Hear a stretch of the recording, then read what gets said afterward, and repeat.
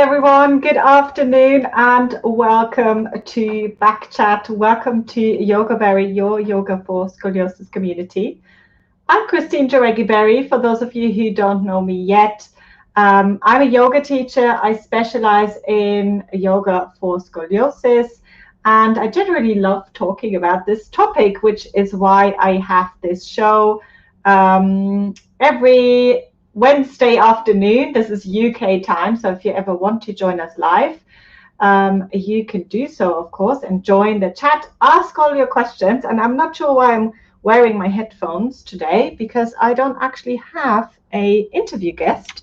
So it's just me talking today, and I'm going to be talking about adult scoliosis in adults, and yoga, of course, because I am a yoga teacher, so I do want to make sure that I stay on topic, of course. And if you are relatively new to the show, you will know that I love talking to experts and people that have their own kind of specialities within this topic of scoliosis.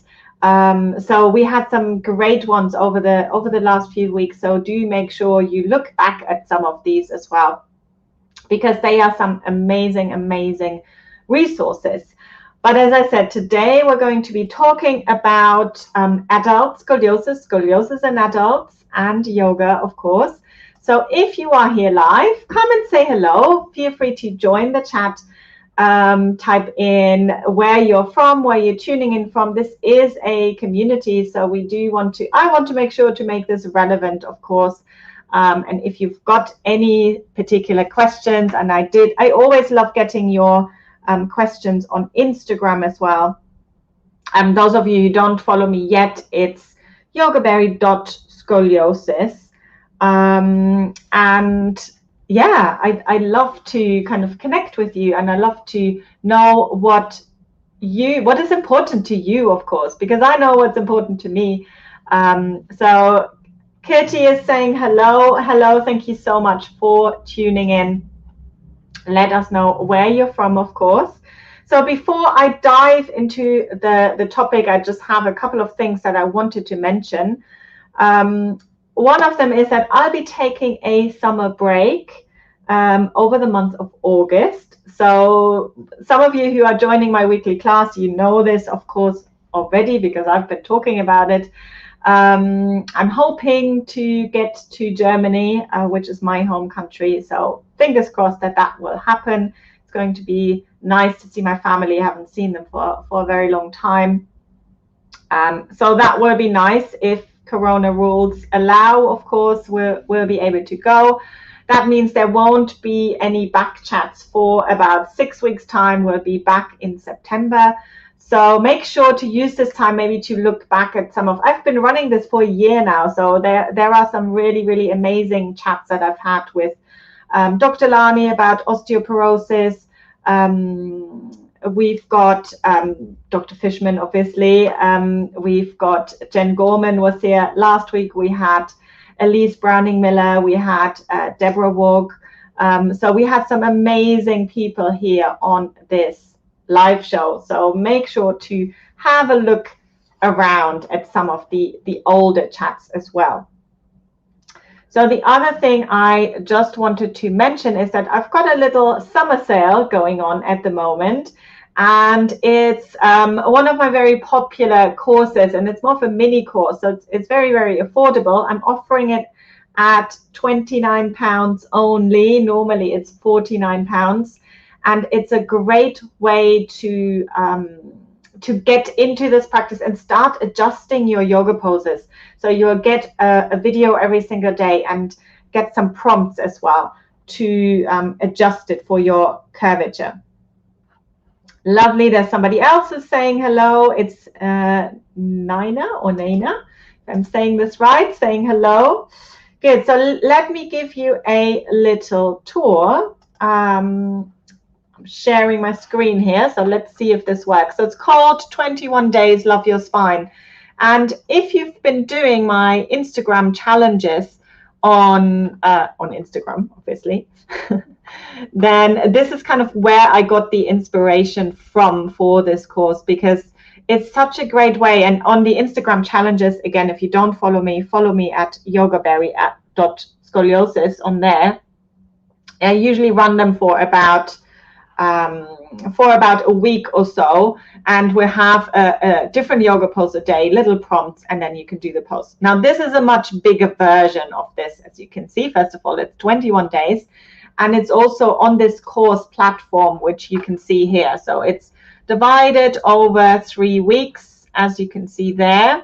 So if I open this up, if you have a look at the module here, you've got your 7 days, so you'll get an email every single day, or you can just log in whenever you want to. And then for each day, there is a little video. They're short videos just for a pose, so you can do your pose. Oops, that threw me out here for a moment. And then at the end of the week, you've got a full practice video here, which is about half an hour long.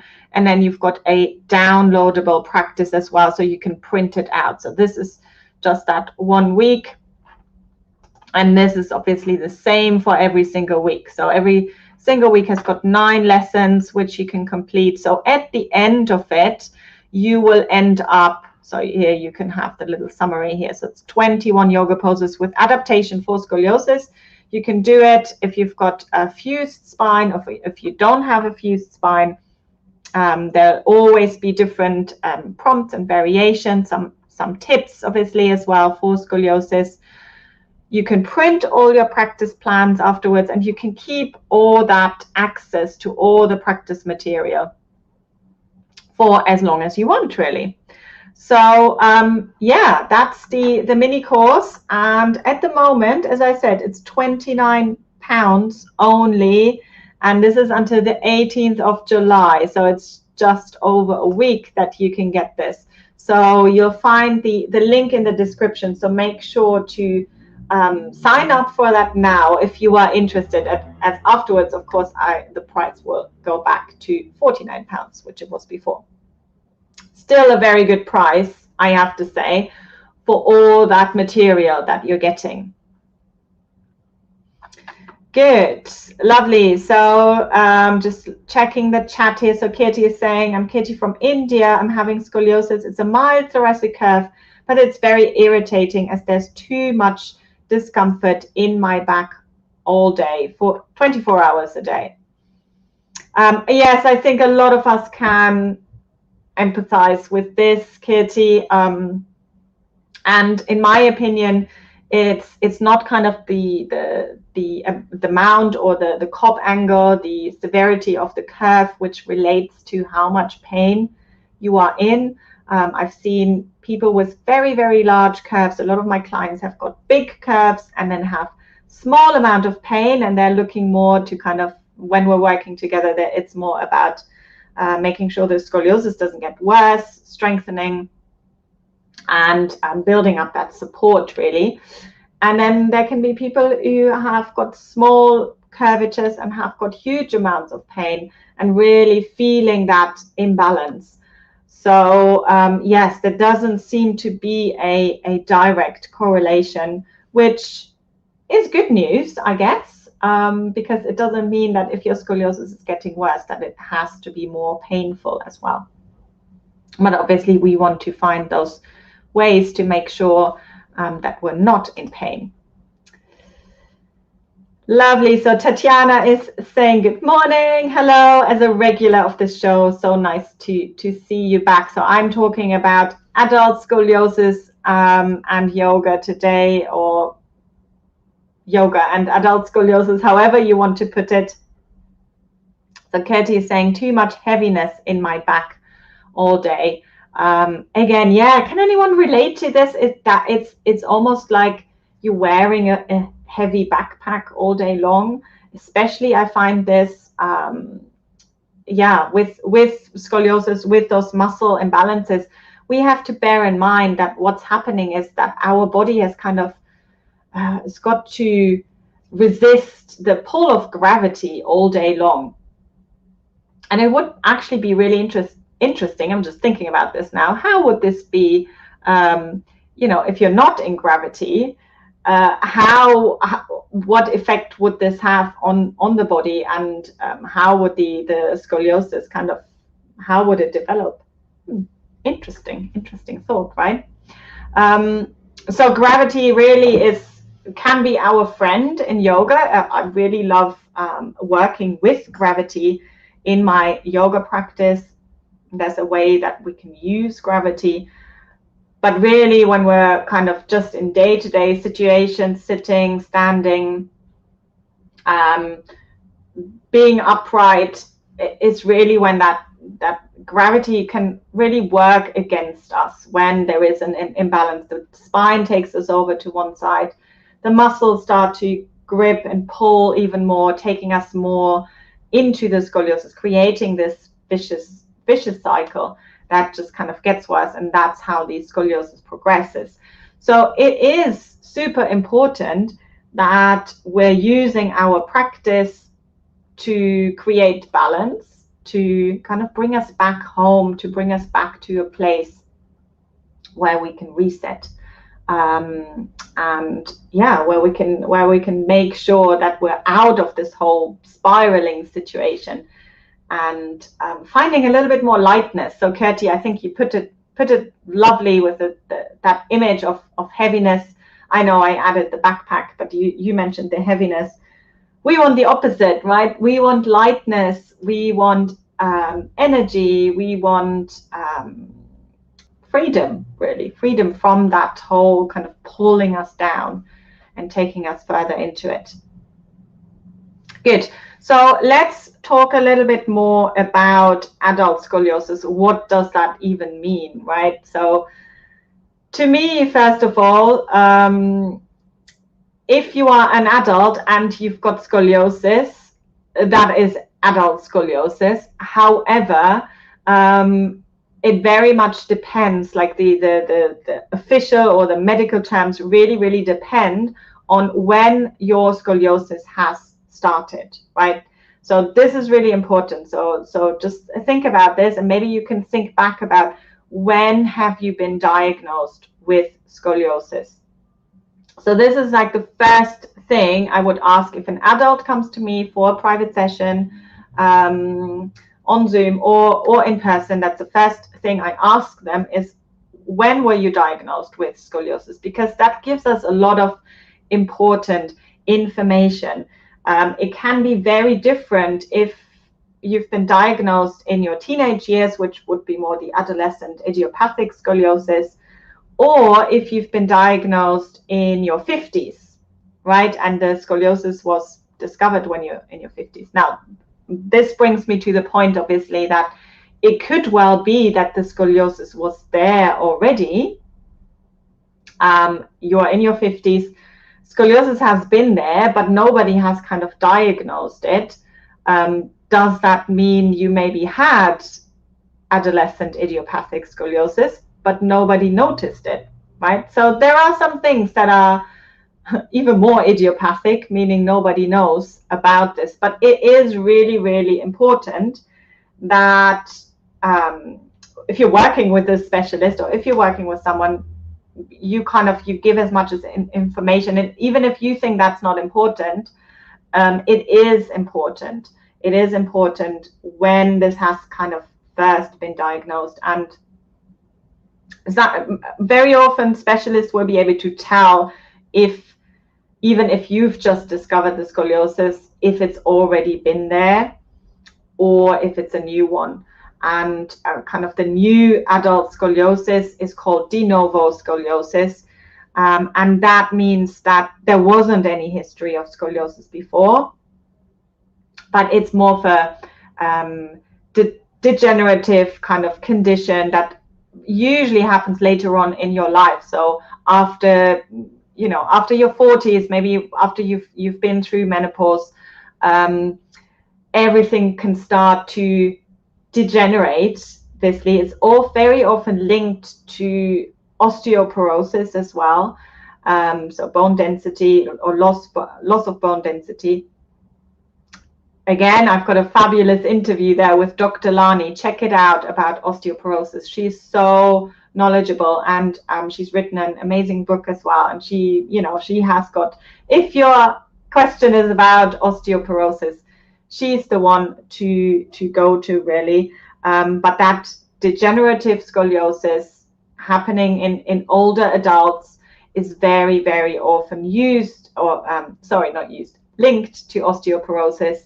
And it presents itself quite differently to scoliosis in your younger years, because this is again why it's so hard to say these are the best poses for, or these are the best exercises for scoliosis, because they are also different. So how old are you? When were you first diagnosed? These are really, really important pieces of information that we kind of need in order to be able to find the best things to do. And as always with the yoga, it is to find balance. So Tatiana is asking, where's my cursor? It's here. What is the best balance poses for scoliosis? Tatiana, do you mean the best poses to create balance, or do you mean balancing poses as in standing on one leg? So this is any pose, I believe, can be a balancing pose at the end of the day, because we can use it to create a little bit more balance. And whatever that means for us, it might mean that there is a difference between right and left. It might mean that muscles work differently on one side to the other. So we can use poses to address this, maybe doing them one-sided, or maybe doing them slightly differently on each side. Energetically, we can create a little bit more balance. So have you maybe had some days where you're waking up and you're already feeling exhausted, right? So yeah, I've got 2 small children. This happens very often to me, that I wake up, I'm like, oh, this life is it's hard, it's draining.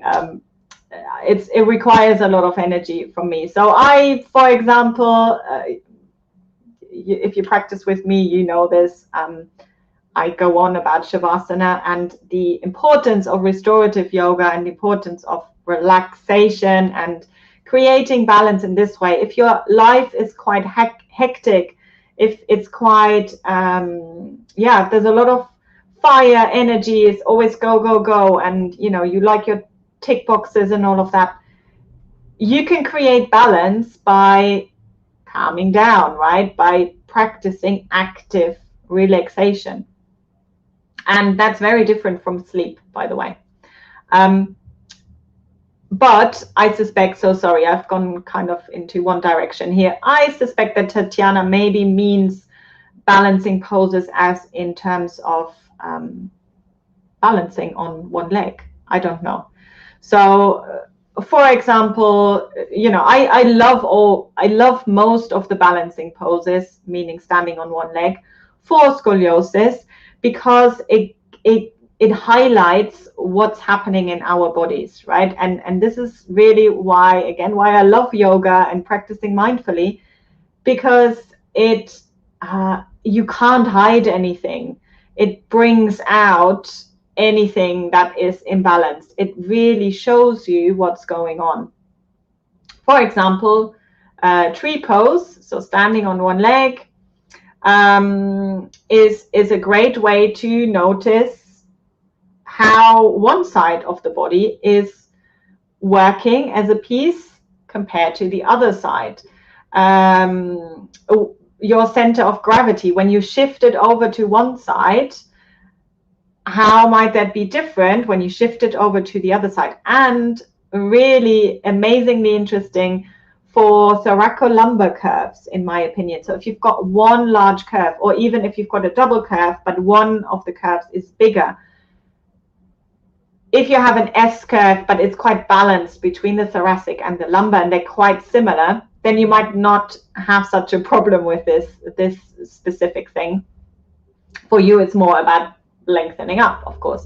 But if you're quite one-sided, and I've got a nice Instagram post which is coming out today. I think I scheduled it for about now, so maybe it's already up. Let's see. Just gonna have a little check.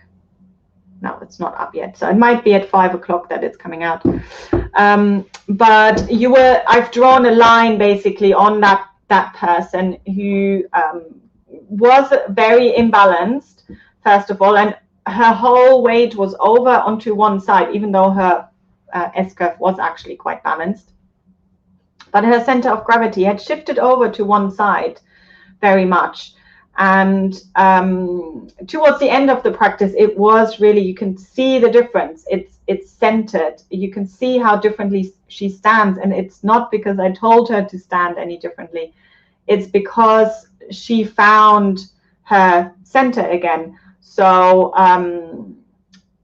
again, coming back to that tree pose, standing on one leg, this can be really, really useful in these sort of instances where you're maybe not aware that all your weight is over on one leg, rather than using both legs equally. Okay, so Tatiana is asking, I have a C curve, left C curve, so on what leg should I stay longer? I would experiment with this. So obviously, if you have a left thoracolumbar curve or left C curve, most of your mass, your weight is kind of over onto your left side. Now, I don't know you, obviously. I haven't seen you. I know you from this chat, obviously. But sometimes what happens is that people compensate by leaning over to the right instead with the upper body. Or they have kind of found their center, but they have all their weight over onto the left leg. So how can you find this out? I would be in Tadasana, so be in your mountain pose, and simply start to shift your weight over from one foot to the other. So explore a little bit. How does it feel to bring the weight more onto the left foot? And then how does it feel to bring it more onto the right foot? And experiment a little bit. If you kind of start to keep shifting over from one leg to the other, and then make it smaller, make it smaller until you find that place where you're balanced, where you've got both feet pressing down at the same time. That's really where you want to be. Now, I could say to you to balance on your, if you have all your weight all the time on your left foot, then balance on your right foot all the time. But I don't think that's quite the right approach, because you might just be compensating slightly differently when you are in the pose. So you might use your hips, you might use your upper body to create some weird, well, not weird, but to create some sort of, some compensations really, because what the body is always trying to do is have your eyes level to the horizon, of course. So you're much better off doing both sides, but try this Tadasana, which I mentioned. So the mountain pose, shifting the weight over from one side to the other, and then find the place where it's equal amount of weight. Donna Farhi calls this yielding into the ground. So you're actively pressing the both feet equally into the ground, which creates a rebound effect, and we're lengthening through the crown of the head. This can be a really, really powerful, really, really nice practice. If you're working one-sided with your tree pose, I would have a look. So you've got a left thoracolumbar curve, of course. So your right side is slightly shortened. So you want to bring that left convexity always in towards the midline. Now, actually, I do think, again, you should be practicing both sides. When you shift your weight over to the left side, can you still lengthen the right side? When you shift your weight over to the right side, you're already kind of in a slightly better position. So there might be some argument for, if you are a beginner, if you're just starting it out, that you do a little bit more on that right side. However, as you get more experienced, use both sides and just practice them slightly differently. As always, a long-winded answer, Tatiana, but there you go. Okay, so Kuldeep is asking, saying hello. First of all, I'm from India. Upper back scoliosis, uneven shoulders. Upper back, uneven shoulders. Okay. Yes, very common, right? And we're talking about adult scoliosis, so I'm hoping, or well, not hoping, but I'm assuming that you are an adult, and as we have established that that's important to know, right? Because also what we haven't talked about is obviously when you are still growing, there is a lot more going on in terms of the changes that can happening. So if you are still growing, there is more of a risk of it getting worse. There's also a better chance of kind of correcting it along the way, or making it better. Once you don't grow anymore and you call yourself an adult, this means that usually things are quite settled, unless you have a very progressive type of scoliosis, which is obviously, unfortunately, this can happen as well. So if you have quite a severe scoliosis, for example, there are some statistics about this, but they do get worse by a degree or so every year. Now, I don't like this sort of statistic because there's too many variances and there's too many people. There's too many differences. It depends on how active you are. Are you just sitting at your desk all day not doing anything? Are you super active and you love doing lots of sports and you're very body aware and you do all sorts of things and you have a severe scoliosis? Does that mean that it will progress for you? No, probably not. So and there are some unknown factors obviously as well. So it doesn't necessarily mean that it will progress in that level. And so what can we do? What can we obviously actually influence when we're an adult? And that's another thing, obviously. When you're an adult, medical professionals do not take as much interest in you with scoliosis. Sorry to say, but that's just the way it is, unless you are so progressed that you're going towards surgery. So that's just a fact, right? Because they know that there's not that much that they can do from their side if it's not about surgery. So don't be offended, basically, or don't be surprised if you go and see your health professional, your doctor, your GP, I don't know in which country you are, obviously, and you're listening, that they might not give you an x-ray. They might just say, look, you've got scoliosis. There's not much we can do about this. Right. So back to you, basically. What can you do about this? That's what's interesting and that's what's important. And this is really why I'm here. And this is why I'm talking about this topic and making sure that we have got the information that we need and be able to create a change and making sure it doesn't get worse, because nobody wants surgery. Nobody wants it to get worse, of course. So I did have a question here on Instagram from Pitani Mudra is her name, and she was asking, she said she's got scoliosis, and she wanted to know if she can help her scoliosis, or if she will with yoga, or if she will need surgery. Now, obviously, I said I don't know, because I don't know her personally.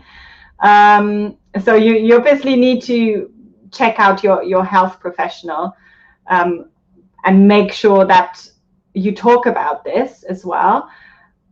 there is a certain degree, and usually I'm just going to say roughly over 40 degrees is when they talk about surgery, right? And this is a Cobb angle of 40 degrees.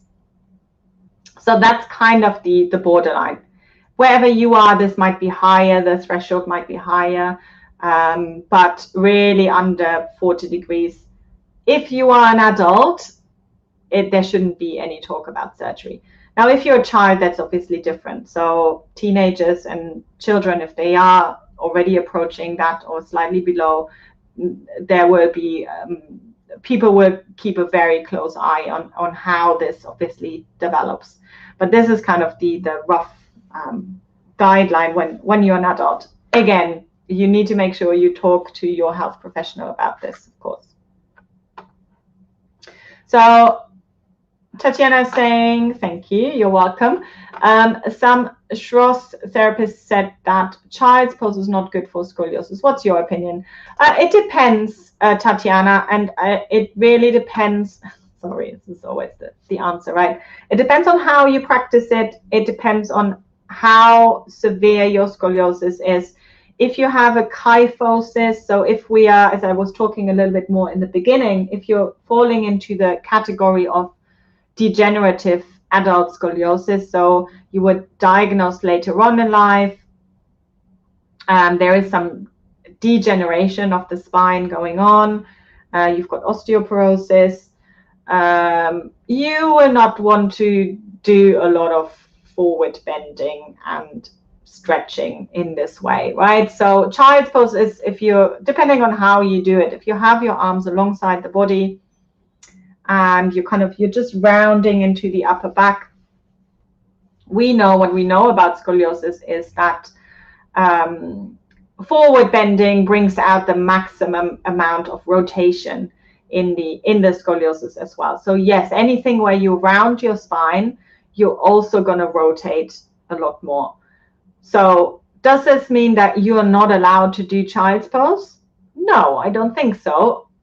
Again, unless there are very, very specific reasons, because it, like I use it to for breath awareness, to breathe into the back of the body, to soften the shoulders, to open out the back of the body. Again, energetically, it's nice to stretch the lower back as well, but it might not be appropriate for everyone.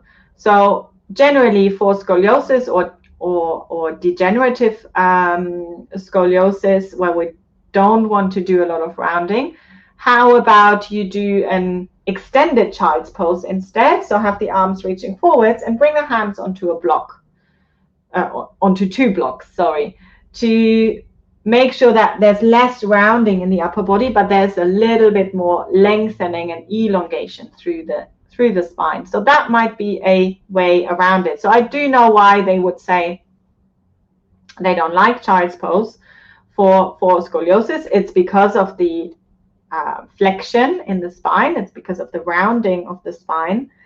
But you know, that again, that depends. I don't like it when they say it's not good for scoliosis, because you are a person, right? You're not scoliosis. You are a person, and yes, you might have scoliosis, but your situation might be very different from somebody who's in their 20s, you know, is a high-level athlete and has scoliosis, or it might be different to somebody who's 79 and has a degenerative scoliosis with osteoporosis, already had some fractures. No, they don't want to do a lot of kind of rounding, all of that. They don't need any of this. They need to open through the front of the body. They need to open the chest. They need to make sure they don't go into this kind of contracted position that we associate with with old ladies that are starting to become smaller and smaller. No, we want to lengthen and open up.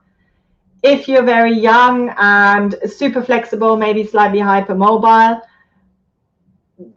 then I wouldn't want to kind of open this whole area even more, because it's already probably very open. And this is a good point as well. Again, the difference between adolescent idiopathic scoliosis, so diagnosed in teenage years and diagnosed later on or developed later on, there might be a difference in how that scoliosis has developed. So we know that the vertebrae are they develop slightly differently during those growth periods, where the front of the spine grows quicker than the back of the spine. So they're already in some extension, and maybe you identify yourself with this population as well. Or it might not be the case. So again, that doesn't necessarily, so it doesn't mean that nobody with scoliosis should be doing child's pose. So that's my take on that one. So as always, it depends. So if you've got a specific example, of course, for me, so that's what I would be asking. I would be asking, when were you diagnosed? How old are you? Of course. Is there anything else going on in your body? And again, I can't stress this enough. Scoliosis comes often with other conditions as well. So it's really, really important to build up that whole picture, to make sure we have all the information before we kind of start to recommend things, or to kind of put together, or say you should be doing this 3 times a day, and you should never do this, and you should only be doing this. So we need that full picture. But make sure that you do. So if you are older and you've just been diagnosed with scoliosis, then get your information about osteoporosis as well, because it might be going hand in hand, and there might be some overlap as well there. So and Dr. Lani, in her interview, she was mentioning as well, forward bends and twists are usually, for osteoporosis, they're the tricky ones. So forward bends and twists. Now with scoliosis, obviously we say all sorts of bends and twists we have to be mindful of. But yeah, again, they're the kind of the trickier poses usually, that we maybe have to just dialing it back, or practicing a little bit more mindfully. Good. So let me know if there are any other questions about this topic. I think I did kind of go through what I wanted to go through about this topic, that it is really important to differentiate, and really kind of check what exactly is going on.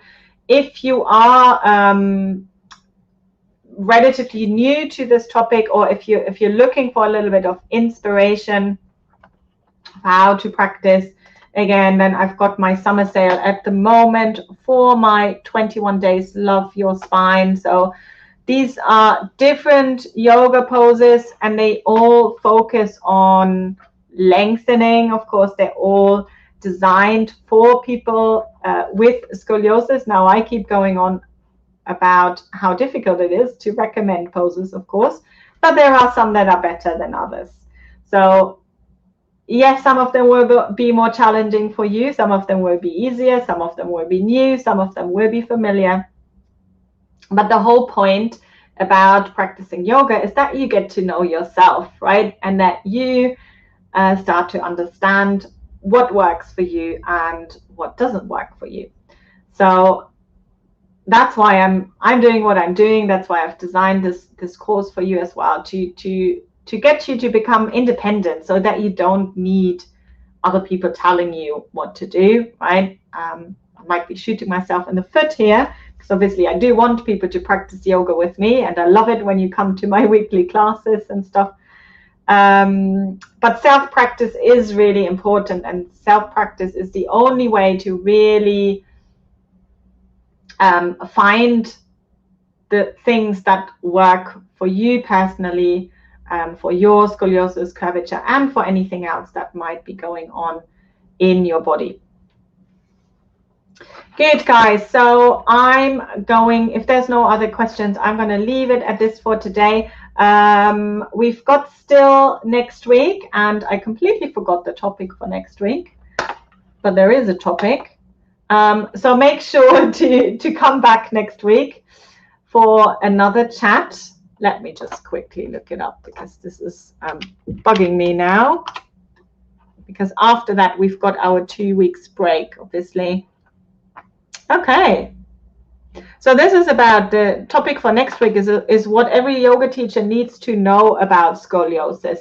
So this might be interesting if you're teaching yoga, but it's also interesting if you are a student and you want to go to a group class. So it's really important to know what, when you're going into a group class, because not every yoga teacher will have huge amount of information about scoliosis. So it's important that you know what to kind of look out for and what to do and what not to do. Good. So thank you so much, guys. Thank you so much. Hi, Seth. Thank you so much for your comments, for getting involved, for chatting with me, and I see you next week. Bye, everyone.